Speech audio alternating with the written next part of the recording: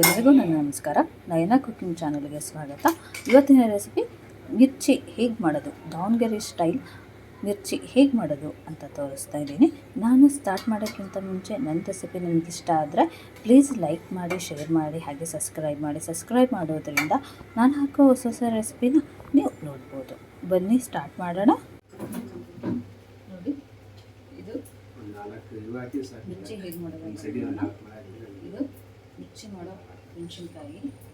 ಇದು ಖಾರ ಇರಲ್ಲ, ಸಪ್ಪೆ ಇರುತ್ತೆ. ಇದು ದಾವಣಗೆರೆಯಲ್ಲೆಲ್ಲ ಹೋದರೆ ಈ ಥರ ಮೆಣಸಿನ್ಕಾಯಿ ಸಿಗುತ್ತೆ. ಮೆಣಸಿನ್ಕಾಯಿ ಅಂತಲೇ ಫೇಮಸ್ಸು. ಈ ಥರ ಇರುತ್ತೆ. ಇದು ಬೆಂಗಳೂರಲ್ಲಿ ಸಿಗಲ್ಲ ಈ ಥರ. ಫೇಮಸ್ಸು ಮಂಡಕ್ಕಿ ಮಿರ್ಚಿ ದಾವಣಗೆರೆ ಸ್ಪೆಷಲ್ಲು ಮಂಡಕ್ಕಿ ಮಿರ್ಚಿ. ತುಂಬ ಟೇಸ್ಟಿಯಾಗಿರುತ್ತೆ. ದಾವಣಗೆರೆ ಸ್ಪೆಷಲ್ಲು ಮಿರ್ಚಿ ಹೇಗೆ ಮಾಡೋದು ಅಂತ ತೋರಿಸ್ತಾ ಇದ್ದೀನಿ. ಈ ಥರ ತೊಳೆದು ಇಟ್ಕೋಬೇಕು. ಇದನ್ನು ಈ ಥರ ಚಿಕ್ಕದಾಗಿ ಸಿಲ್ಲು ಈ ಥರ ಚಾಕುವಿಂದ ಫುಲ್ ಕಟ್ ಮಾಡಿಬಿಟ್ಟು ಇಷ್ಟು ಮಾತ್ರ ಮಾಡಬೇಕು. ಇಷ್ಟು ಮಾತ್ರ. ಈ ಥರ ಎಲ್ಲ ಮೆಣಸಿನ್ಕಾಯನ್ನು ಈ ಥರ ಮಾಡಿ ಇಟ್ಕೋಬೇಕು.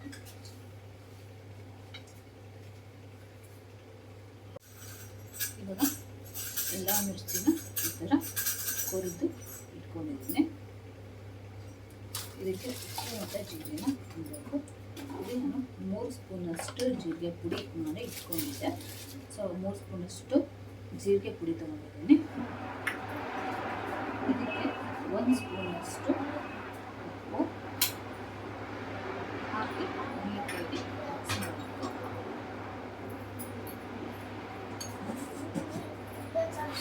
ತುಂಬಾ ಟೇಸ್ಟಿಯಾಗಿರುತ್ತೆ ಈ ಪುಡಿ. ಮಾತ್ರ ತುಂಬಾ ರುಚಿಯಾಗಿ ಸಹ ಇರುತ್ತೆ ಈ ಪುಡಿ. ಈ ಥರ ಮಿಕ್ಸ್ ಮಾಡಾದ್ಮೇಲೆ ಈ ಜೀರಿಗೆ ಪುಡಿನ ಇಲ್ಲಿ ಇಟ್ಟಿದ್ವಲ್ಲ ಈ ಮೆಣಸಿನ್ಕಾಯಿಗೆ ಈ ಥರ ತುಂಬಬೇಕು. ಈ ಥರ ತಗೊಂಡು ಈ ಥರ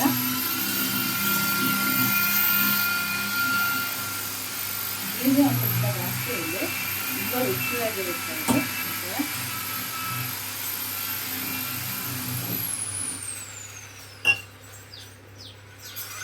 ಎಲ್ಲ ಮೆಣಸಿನ್ಕಾಯಿಗೂ ಈ ಥರ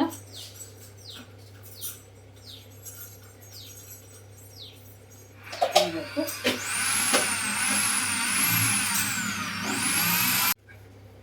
ನೋಡಿ, ಇವಾಗ ಎಲ್ಲ ಮೆಣಸಿನ್ಕಾಯಿ ಜೀರಿಗೆ ಮತ್ತು ಉಪ್ಪನ್ನ ತುಂಬಿ ಇಟ್ಕೊಂಡಿದ್ದೀನಿ. ಒಂದು ಪಾತ್ರೆಯಲ್ಲಿ ಸೇರಿಸೋಣ. 1 ಬೌಲು ಕಡಲೆಬೇಳೆ ಹಿಟ್ಟು, ದೊಡ್ಡ ಬೌಲ್ ತಗೊಂಡಿದ್ದೀನಿ. ಈ ಬೌಲಿಗೆ ಇದಕ್ಕೆ ಅಜ್ವಾನ 1 ಸ್ಪೂನ್ ಇದನ್ನು ಕೈಗೆ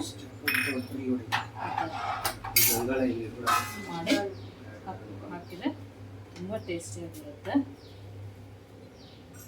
ಆಮೇಲೆ ಜೀರಿಗೆ 1 ಸ್ಪೂನಷ್ಟು ಜೀರಿಗೆ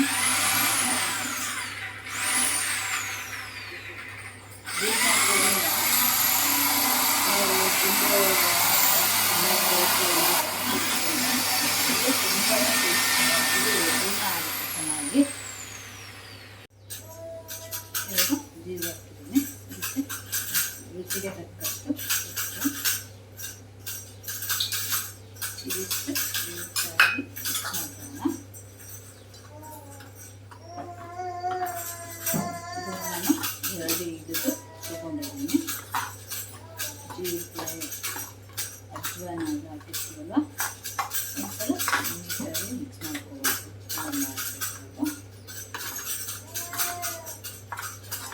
ಇದಕ್ಕೆ ನಾವು ಕಾಸಿರುವಂತಹ ಎಣ್ಣೆ ಹಾಕಬೇಕು.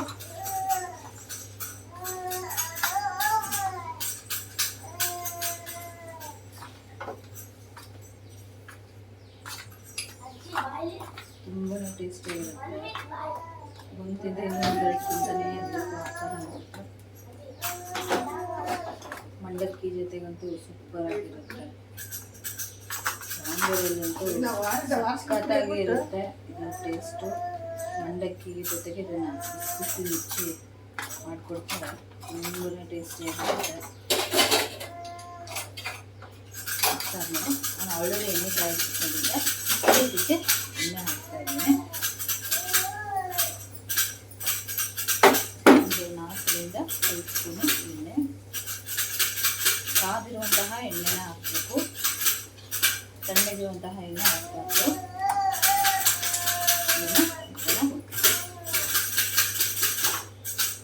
ಮಿಕ್ಸ್ ಮಾಡ್ಕೊಬೇಕು. ಎಣ್ಣೆ ಹಾಕಿಂದ ಸ್ಪೂನಿಂದ ಸಹಾಯದಿಂದ ಈ ಥರ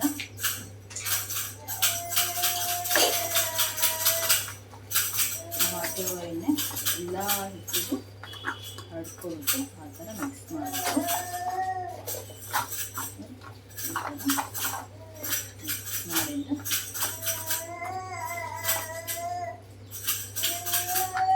ಇದಕ್ಕೆ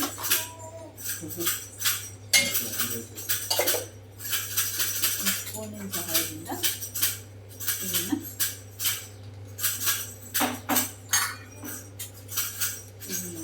ಕೈಯಿಂದನೇ ಕಲಿಸ್ಬೇಕು. ಆವಾಗ ಚೆನ್ನಾಗಿ ಬರುತ್ತೆ ಮಿರ್ಚಿ. ಈ ಥರ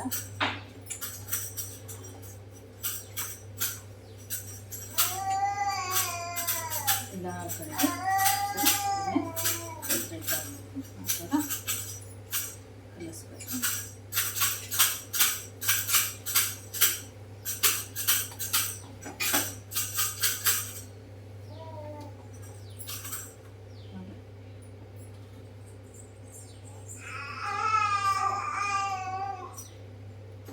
ಇವಾಗ ಇದಕ್ಕೆ ಸ್ವಲ್ಪ ಸ್ವಲ್ಪ ನೀರು ಹಾಕಿ ಕಲಿಸ್ಬೇಕು. ಒಂದೇ ಸಲ ನೀರು ಹಾಕಬಾರ್ದು, ನೀರು ಹಾಕೋದ್ರಿಂದ ನೀರು ಹಾಕ್ಬಿಡ್ತಾರೆ. ಹಾಗಾಗಿ ಸ್ವಲ್ಪ ಸ್ವಲ್ಪ ನೀರು ಹಾಕಿ ಕಲಿಸ್ಕೋಬೇಕು. ನಾನು 1 ಲೋಟ ನೀರು ತೊಗೊಂಡಿದ್ದೀನಿ. ಈ ಥರ ಗಂಟಿಲ್ದಂಗೆ ಇದನ್ನು ಕಲಿಸ್ಕೋಬೇಕು.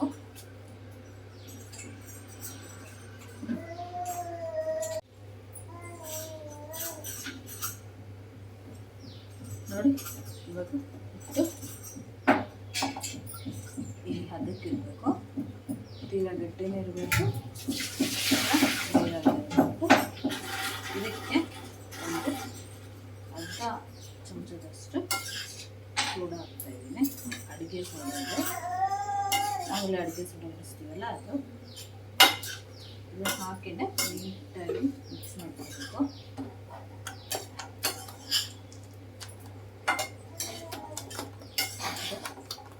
ಈ ಥರ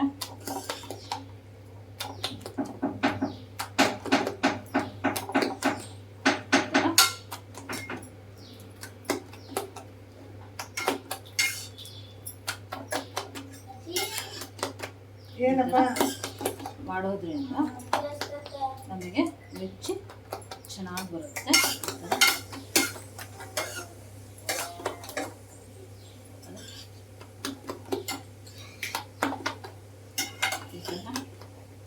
ಹಗುರಾಗಿ ಬರುತ್ತೆ.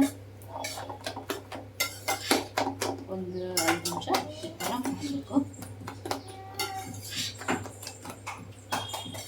ಈಗ 5 ನಿಮಿಷ ಆಗಿದೆ.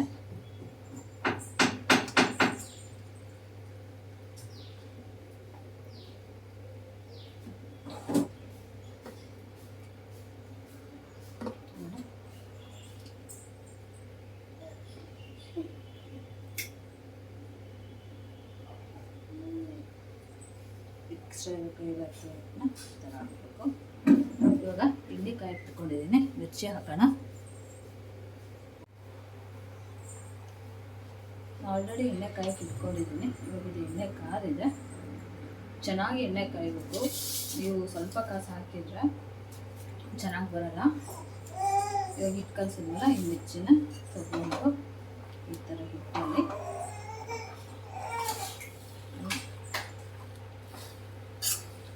ಎದ್ದು ಹಾಕಬೇಕು.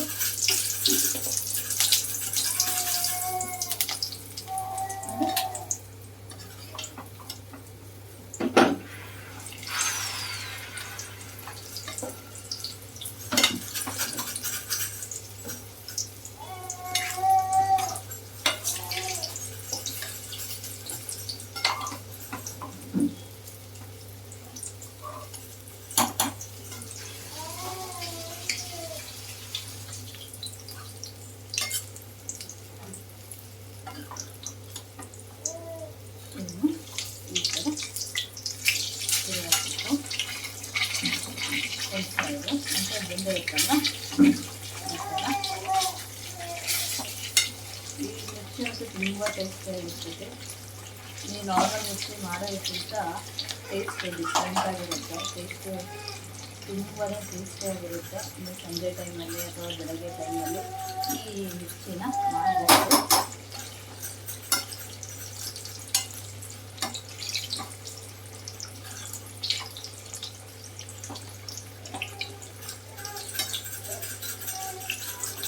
ಈ ಥರ ಕರ್ಕೋಬೇಕು ಕೆಂಪಿಗೆ.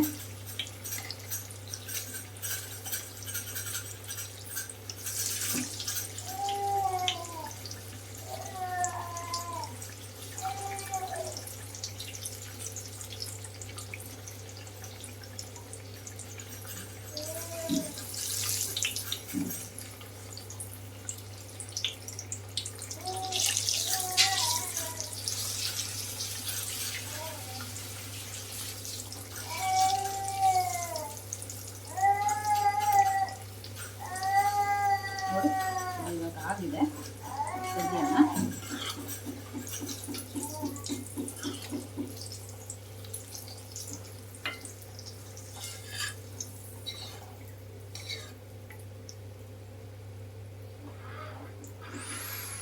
ನೋಡಿ ಎಷ್ಟು ಚೆನ್ನಾಗಿ ಬಂದಿದೆ ಅಂದ್ಬಿಟ್ಟು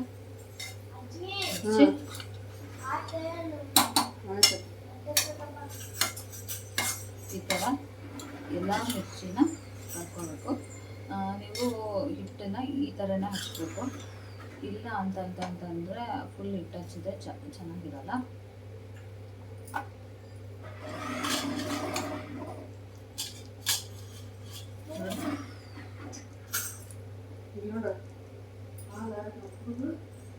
ಎಷ್ಟು ಚೆನ್ನಾಗಿದೆ. ಇವಾಗ ಇನ್ನೊಂದು ಟ್ರಿಪ್ಪು ಮಿರ್ಚಿ ಹಾಕೋಣ. ಇನ್ನೊಂದು ಟ್ರಿಪ್ ಮಿರ್ಚಿ ಹಾಕ್ಬೇಕಾದ್ರೂ ಅಷ್ಟೇ ಎಣ್ಣೆ ಚೆನ್ನಾಗಿ ಕಾದಿರಬೇಕು.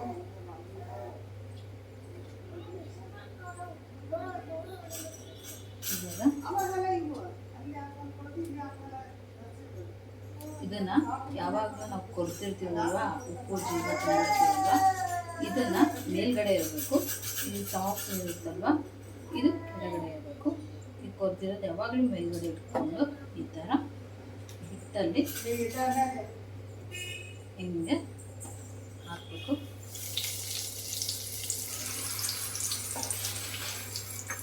ತುಂಬಾ ಚೆನ್ನಾಗಿರ್ತದೆ. ಇದು ಮಾತ್ರ ಸಕ್ಕತ್ತಾಗಿರುತ್ತೆ.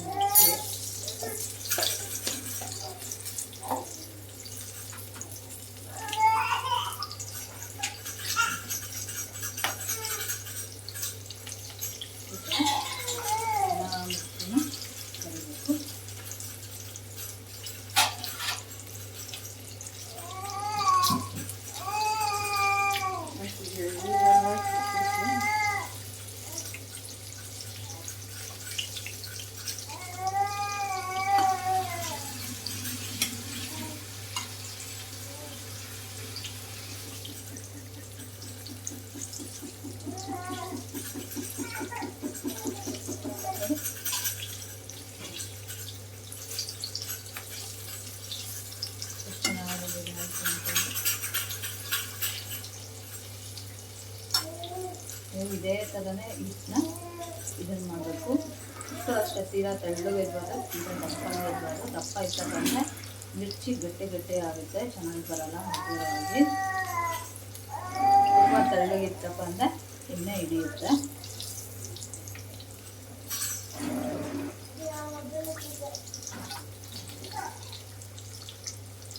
ಒಂದು ಸೈಡ್ ನೀಟಾಗಿ ಬಂದಾದಮೇಲೆ ಕಲ್ತಿದ್ದಾದಮೇಲೆ ಇನ್ನೊಂದು ಸೈಡು ತಿರುಗಬೇಕು.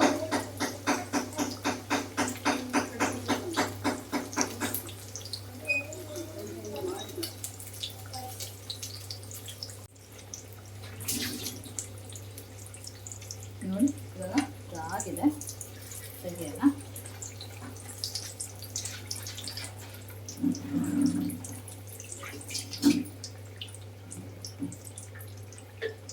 ಎಷ್ಟು ಚೆನ್ನಾಗಿ ಬಂದಿದೆ ಅಂದರೆ ಕೆಂಪಗೆ ತುಂಬಾ ಟೇಸ್ಟಿಯಾಗಿರುತ್ತೆ. ಈ ಮಿರ್ಚಿ ಮಾತ್ರ ಸಖತ್ತಾಗಿರುತ್ತೆ. ಇವಾಗ ಎಲ್ಲ ಮಿರ್ಚಿನೂ ತೆಗಿತಾ ಇದ್ದೀನಿ.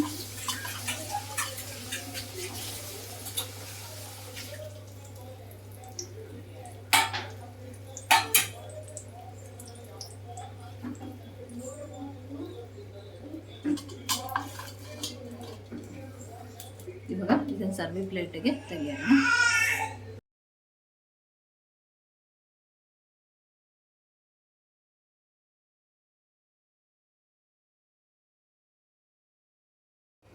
ನೋಡಿ ಇವಾಗ ಮಿರ್ಚಿ ರೆಡಿಯಾಗಿದೆ. ಎಷ್ಟು ಚೆನ್ನಾಗಿ ಕಾಣಿಸ್ತಾ ಇದೆ ಅಂದ್ಬಿಟ್ಟು ನಾನು ತರಿಸಿದ ಮಂಡಕ್ಕಿ ಜೊತೆಗೆ ಮಿರ್ಚಿನ ಸರ್ವ್ ಮಾಡ್ತಾಯಿದ್ದೀನಿ.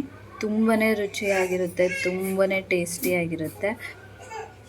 ನೀವು ಸಹ ಮನೇಲಿ ಒಂದ್ಸಲ ಟ್ರೈ ಮಾಡಿ ನೋಡಿ ಹೇಗಿತ್ತು ಅಂತ ನನಗೆ ಕಮೆಂಟ್ ಬಾಕ್ಸಲ್ಲಿ ತಿಳಿಸಿ. ನನ್ನ ರೆಸಿಪಿ ನಿಮಗೆ ಇಷ್ಟ ಆದರೆ ಪ್ಲೀಸ್ ಲೈಕ್ ಮಾಡಿ, ಶೇರ್ ಮಾಡಿ, ಹಾಗೆ ಸಬ್ಸ್ಕ್ರೈಬ್ ಮಾಡಿ. ಸಬ್ಸ್ಕ್ರೈಬ್ ಮಾಡೋದ್ರಿಂದ ನಾನು ಹಾಕೋ ಹೊಸ ರೆಸಿಪಿನ ನೀವು ನೋಡ್ಬೋದು. ನಿಮಗೆ ಯಾವುದಾದ್ರೂ ರೆಸಿಪಿ ಬೇಕು ಅಂದರೆ ಕಮೆಂಟ್ ಮೂಲಕ ತಿಳಿಸಿ. ನಾನು ಆ ರೆಸಿಪಿನ ಮಾಡಿ ತೋರಿಸೋದಕ್ಕೆ ಪ್ರಯತ್ನ ಪಡ್ತೀನಿ. Thank you.